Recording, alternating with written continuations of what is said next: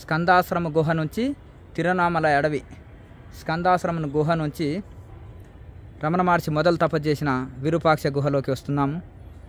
ఇటు నుంచి ఇట్లే దేవాలయానికి వెళ్ళొచ్చు. విరూపాక్ష కేవ్, విరూపాక్ష గుహ.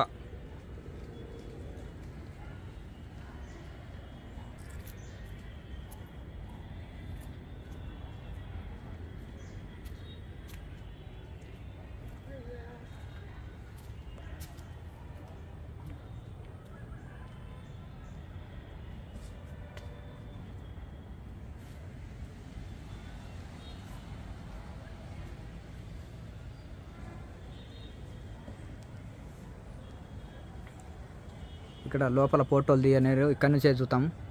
రమణాశ్రమ గుహ చాలా అద్భుతంగా ఉంటుంది.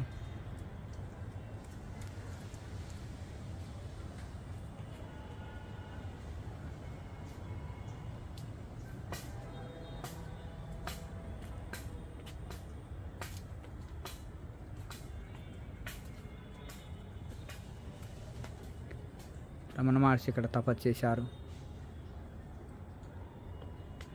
ఇక్కడ నుంచే చూడండి బయటికి వెళ్ళి ఈ ద్వారం ఉంది. ఈ ద్వారం నుంచి చాలా మంచి గుహ ఉంటుంది. ఆ రాయి కింద ఒకటే పెద్ద రాయి ఉంటుంది, దాని కింద పెద్ద గుహ ఉంటుంది. అదే డోరు. లోపల వీడియోలు తీయనియరు. ఇక్కడ నుంచే దర్శనం చేసుకోండి.